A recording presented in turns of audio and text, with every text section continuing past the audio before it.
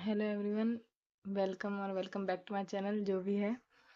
और आज की तारीख है 6 मई। तो मतलब हमारा पेपर है वो जो उसका नीट का पेपर हमारा निकल चुका है। और मैंने ख्याल से मैंने 1-2 महीने से वीडियो भी नहीं डाली, तो मैंने सोचा चलो अपडेट दे देते हैं। ज़्यादा कुछ तो हुआ नहीं। अ, जैसे कि पेपर तो अब अच्छा तो गया नहीं, ये तो पता ही चल गया है, मतलब हो या ना हो, पेपर ज़्यादा अच्छा तो गया नहीं।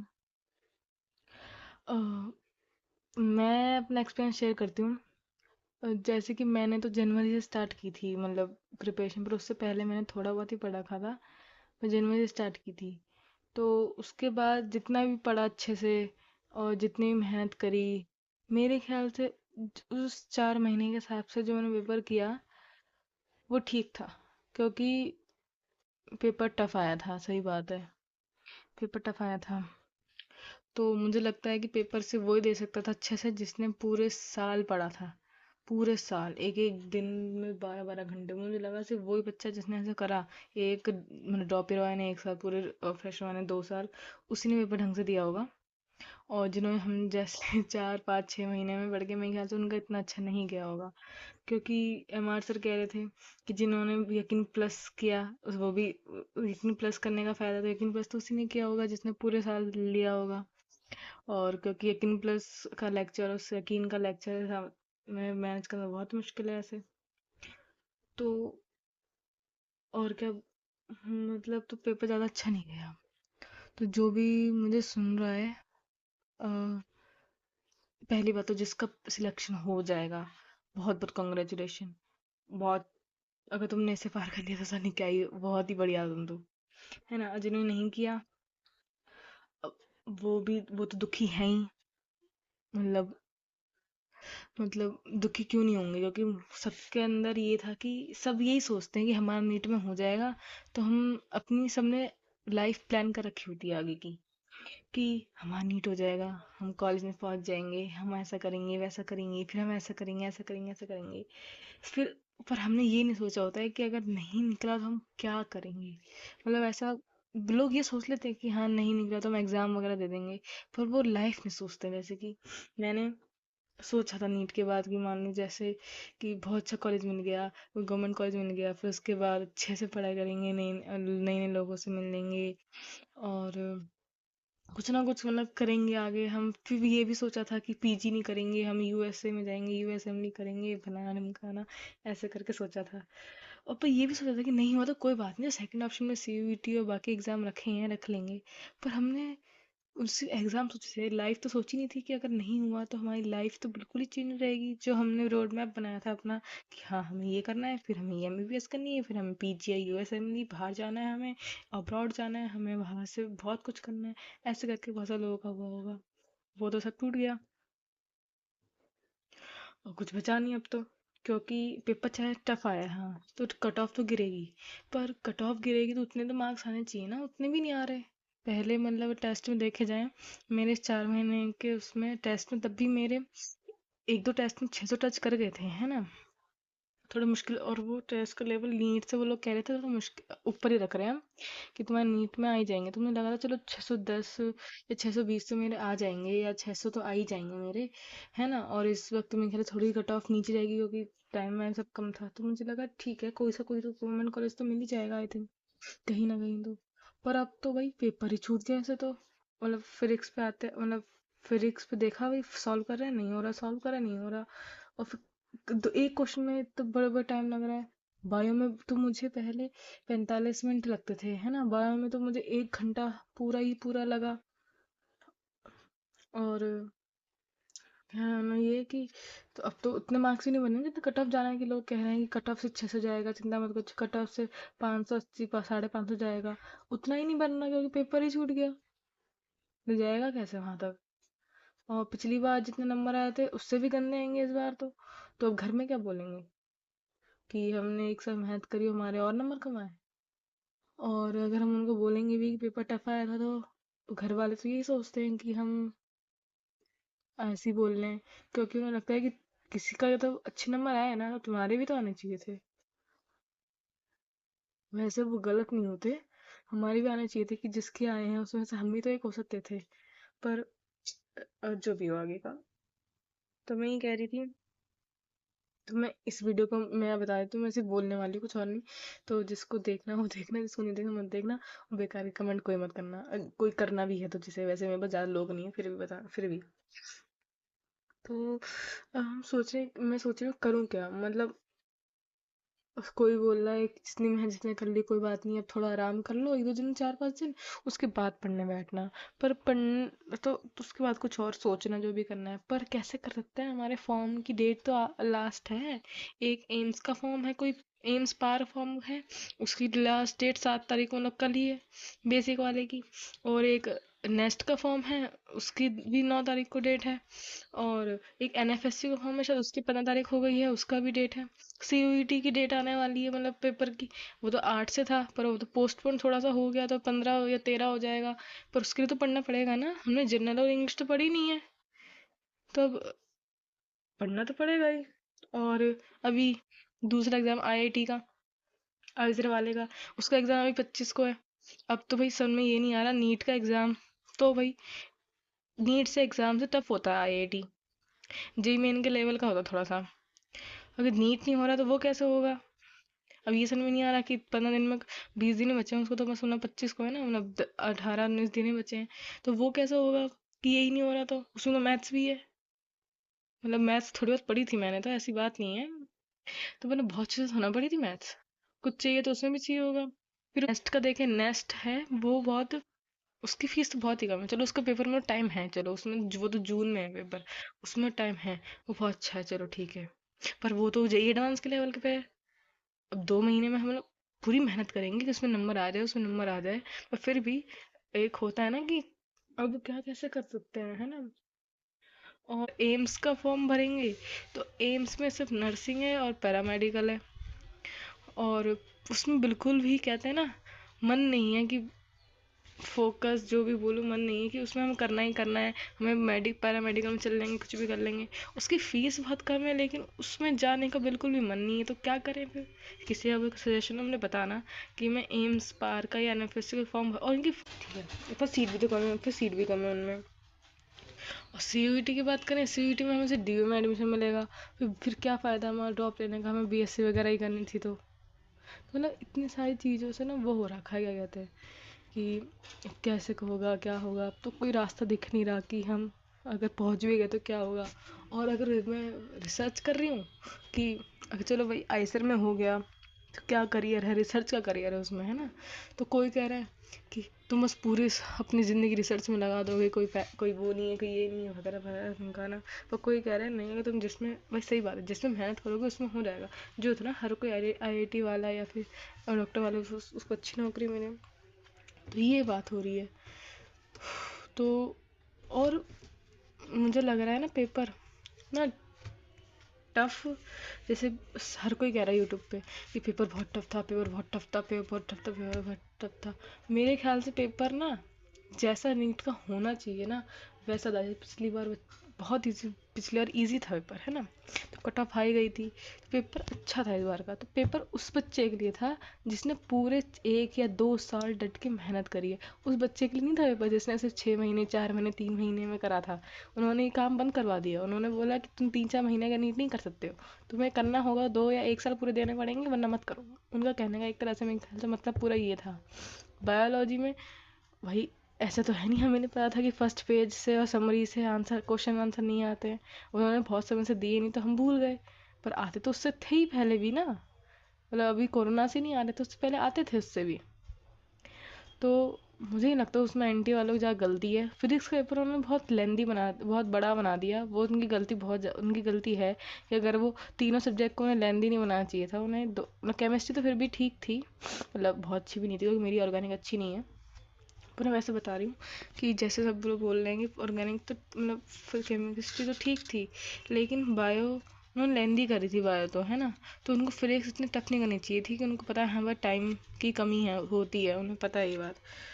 तो उन्होंने, और पर इसलिए तो सब बच्चों के तो फिजिक्स तो वैसे ही छूट गई होगी, कुछ कुछ की तो, किसी किसी के 20 क्वेश्चन छूट गए, किसी किसी के 15-15 ऐसे क्वेश्चन छूट ही गए हैं सबके।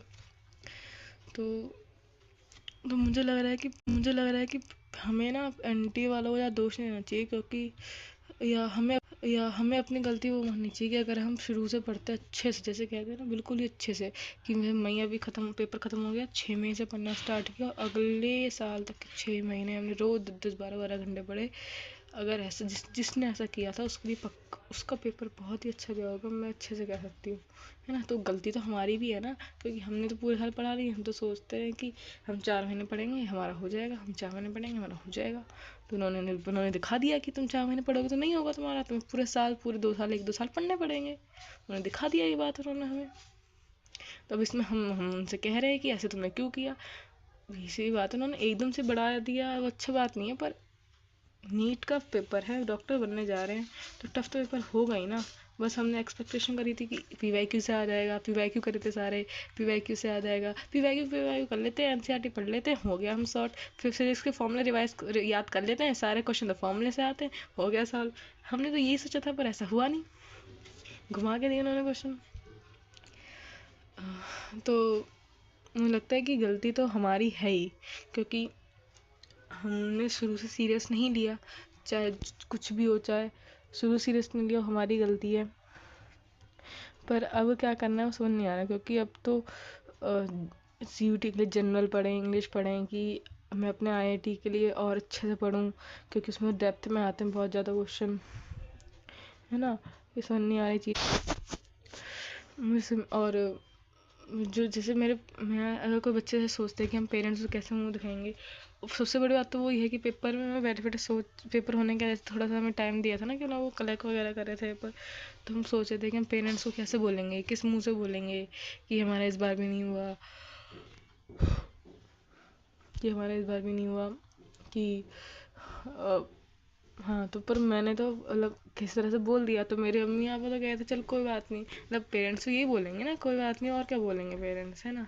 तो पर हमारा भी तो वो होता है ना, मेरे ख्याल से कितने बच्चे होंगे यहाँ पे जो मेरे से अगर रिलेट कर पा रहे होंगे, ये बच्चे फैंटेसाइज करते हैं चीज़ें, कि हम बड़े हो जाएंगे तो हम अपनी जॉब करेंगे, तो हमें इतना पैसा होगा, हमें कार चाहिए, हमें घर चाहिए, हमें ये चाहिए वो चाहिए, है ना।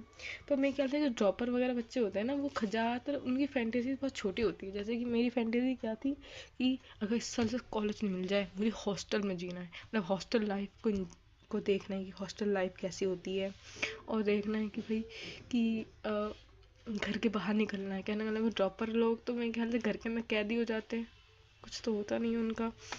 और ये फैंटेसी है कि बस हमें एक कॉलेज मिल जाए, हम देखेंगे कि हॉस्टल की लाइफ कैसे होती है, कैसे हॉस्टल होता है, हम पहले दिन उस लेक्चर हॉल में जाएंगे तो कैसी फीलिंग आएगी, हम क्या कहते हैं हम टीचर से मिलेंगे, नए नए लोगों से मिलेंगे, फिर अपने स्कूल में जाकर टीचर को बता देंगे कि मैम हमारा हो गया इस कॉलेज में, वगैरह वगैरह। सब ड्रॉपर ज़्यादातर लोगों की यही होती होगी, आई थिंक, जितना होता है, क्योंकि उनको पहले तो उनको कॉलेज की लाइफ एक्सपीरियंस करनी है। लोग हम उस पर दिखाते हैं जैसे कि शॉर्ट्स और रील्स पे कि हमें असाइनमेंट करना है, हमारा एग्ज़ाम है, हमारा डे है, हमारा वो है, और हम यह सोचते हैं कि हमारे संग ऐसी सिचुएशन कब आएगी, हम कब कॉलेज में होंगे कि हमें वो मिल जाए, असाइनमेंट मिले हमें, हम दोस्तों के संग घूमें वगैरह, जो भी कैंपस घूमें, और हमें हमारे में वही लाइफ नहीं आ रही, और वो बच्चे वो करते हैं कि हमें हमारा एग्ज़ाम है वगैरह वगैरह। तो डिफरेंस होता है ना। सीयूईटी का जैसे एग्ज़ाम दे रहा हूँ, मुझे नहीं पता सीयूईटी मैंने ऐसे एग्ज़ाम भर दिया था कि मैं जितना भी मुझे आता है मैं भर देती हूँ। मुझे ये नहीं पता कि मैं सीयूईटी मेरा क्लियर तो वैसे हो जाएगा, क्योंकि तुम्हें पता है कि सीयूईटी तो ईजी होता है वैसे भी कंपेरेटिवली, बस जी और इंग्लिश अच्छे से करनी पड़ेगी, तो वो तो हो जाएगा मेरा। तो मुझे समझ में नहीं आ रहा उसके बाद मैं किस में एडमिशन लूँगी, मतलब करूँगी क्या। मैंने पहले सोचा था फॉरेंसिक साइंस वगैरह, और फॉरेंसिक साइंस सिर्फ और सिर्फ 1-2 कॉलेज में ही है, यानी 1-2 गुरु विश्वविद्यालय और कुछ ऐसे टाइप कॉलेज में ही है, पर उनमें कुछ आगे का पता नहीं है क्या होगा, है ना। जिसमें फॉरेंसिक साइंस अच्छी है उसमें फ़ीस बहुत ज़्यादा, जैसे एनएफएसयू में, है ना, उसका समझ में नहीं आ रहा। तो समझ में नहीं आ रहा कि अगर हो गया तो मैं किस में जाऊँ। मेरी अम्मी गई टीचर में चली जा, तो टीचर में अच्छी बात है जाना, पर मैं कोशिश अपनी देखो, अब कुछ ऑप्शन नहीं होगा तो सीयूईटी से उसी में जाना पड़ेगा, और कुछ तो तरीका है नहीं। और जो हम ड्रॉपर होते हैं ना, मेरे ख्याल से जो हमारे दोस्त होते हैं ना, हम उनसे भी बहुत वो होते हैं, जैसे कि किसी ने मैं तो जैसे कि मेरे 12th पास है। तो जितने बच्चों को मैं जानती हूँ ना अपनी क्लास के, जितने भी मतलब मैंने इंस्टाग्राम में देखा उन लोगों को, कोई ना कोई किसी ना किसी कॉलेज में है। मतलब चाहे वो प्राइवेट में ही हो, चाहे वो किसी और फील्ड में ही हो, जिसने अपनी छोड़ के किसी और में चला गया हो, कैसे भी कॉलेज में हो, है ना। कोई सिर्फ बीएससी कर रहा हो, बीए ही कर रहा हो, वो किसी ना किसी में कोई है। कहना मतलब समझ रहे हो ना, कि कोई जिसको मुझे लगता था कि मतलब हम क्लास में थे ना कि हम कहीं ना कहीं होंगे सबके सब, तो हम ही नहीं है कहीं, वो सब तो कहीं ना कहीं हैं ही। हम तो कहीं नहीं है, हमें कुछ नहीं है, हम सिर्फ घर में पड़े हुए हैं और बैठे हुए हैं घर में, और कुछ नहीं कर रहे हम। तो मुझे ऐसे समझ में नहीं आ रहा मैं और क्या बोलूँ। तो जिसने भी सुना हो मेरी बात और कोई रिलेट कर पाओ तो कमेंट कर देना, जो भी सुने। पर और मैं क्या मैं और कुछ नहीं बोल रही। बस ये है कि अब 6 हो गई तारीख, 4 तारीख को थोड़ा सा वो कर लिया, 5 को वो कर लिया। आज से मैं स्टार्ट कर रही हूँ मतलब पढ़ना। मैं कोशिश करूँगी, मैं इस पढ़ने में पूरी कोशिश करूँगी कि मेरा उसमें हो जाए, आईआईटी में हो जाए या नेस्ट में हो जाए, क्योंकि मुझे इसके लिए मुझे सीयूईटी ज़्यादा अच्छा, वो दोनों अच्छे लग रहे हैं ऑप्शन में देखूँ तो मैं, इसलिए है ना। और मैं इस पर ध्यान नहीं देना है, तो मैं तो मैं अगर कोई रिलेटिव की बात कर रहा है ना, कोई रिलेटिव वगैरह की बात, रिलेटिव क्या बोलेंगे कुछ बोलेंगे, तो मैं तो कह रही हूँ उनको तो छोड़ दो, उनको तो फ़ोन मत उठाना। मैं तो अपनी टीचर की फ़ोन नहीं उठा रही। टीचर मुझे फ़ोन करती है मेरे स्कूल वाली कि क्या हुआ क्या हुआ क्या हुआ, मैं तो उनके फ़ोन ही नहीं उठा रही कि उनको छोड़ो भाई, जब मेरा कुछ हो जाएगा मैं खुद बोल दूँगी उन्हें फ़ोन करके मेरा हो गया, उससे पहले मैं उनका फ़ोन नहीं उठा रही हूँ। तो बस अब रेंट ख़त्म करते हैं यहीं पे। थैंक यू जिसने भी देखा हो। ये बता दी, जिसका नहीं हुआ हो गया बहुत कॉन्ग्रेचुलेशन, जिसका नहीं हुआ वो हिम्मत नहीं हारना, कुछ कोई भी गलत काम नहीं करना, कुछ भी नहीं करना। अगर तुमने सोचा है कि तुम्हें ड्रॉप लेना है, well go for it. But अगर पर बहुत 6 7 8 5 6 वाला ड्रॉप मत लेना, लेना हो तो 2 3 वाला ही लेना, ज़्यादा मत लेना, ठीक है। और अगर तुमने पार्शियल ड्रॉप लेना है तो सीयूटी करके कुछ पार्शियल ड्रॉप के संग कर लो, है ना। नहीं तो जैसे जो एग्ज़ाम अभी बच्चे हैं उनके फॉर्म देखो, तुम जिसका भर सकते हो उसका भर दो, जिसकी कोशिश कर सकते हो कर दो। पर ये नहीं कि मैं तो यही एडवाइस दूंगी कि एक हफ्ता वगैरह कुछ मत कर, एक हफ्ता वगैरह आराम से बढ़िया, पहले तुम सारे फॉर्म्स देख लो। एक हफ्ता आराम करने के चक्कर में फॉर्म्स ना निकल जाए, फिर तुम्हारे हाथ में कुछ भी नहीं रहेगा। तो फॉर्म्स ज़रूर देख लो सारे के सारे, और अगर जिसका एग्ज़ाम पास है उसकी तैयारी शुरू कर दो, क्योंकि फिर अच्छा नहीं लगता ना कि फॉर्म्स भर गया तो पैसे तो वेस्ट हो जाते हैं जब एग्ज़ाम में कुछ होता नहीं है। तो ऐसे नहीं करना है, ऐसे नहीं करना है, सब कुछ ना कुछ करो। और अब ट्रैक पे आ जाओ, मेरे ख्याल 2 दिन हो गए हैं, तो 2 दिन में सबको ट्रैक पे आ जाना चाहिए। अब ज़्यादा यूट्यूब मत देखो कि कट ऑफ इतनी जाएगी वगैरह जाएगी, जब रिजल्ट आ जाएगा अपने पता चल जाएगा कितनी कट ऑफ जाएगी। कोई सर्च करने का फ़ायदा नहीं है, सब ज़्यादा तो डिप्रेस हो रही हूँ मैं तो देख देख के कि भाई मेरा ये है, मेरा ये। पर कुछ वीडियो से तो हमें बहुत हिम्मत भी मिल रही है। कुछ वीडियो ऐसे बोल रहे हैं कि जिस इंसान ने 650 पे ड्रॉप लिया था, मेरे ख्याल कोई यूट्यूबर भैया है, उन्होंने 650 पे ड्रॉप लिया था पिछले साल, उनके भी अब 550 के करीब हो रहे हैं। तो मैं सोच रही हूँ कि भाई उन भैया के इतने हैं, भाई मेरे तो फिर ठीक ही हैं, फिर मेरे हिसाब से थोड़ी बहुत ऐसी हिम्मत भी मिल रही है उन लोगों से। पर ज़्यादा तो वीडियो ना देखो, ज़्यादा अच्छी बात है।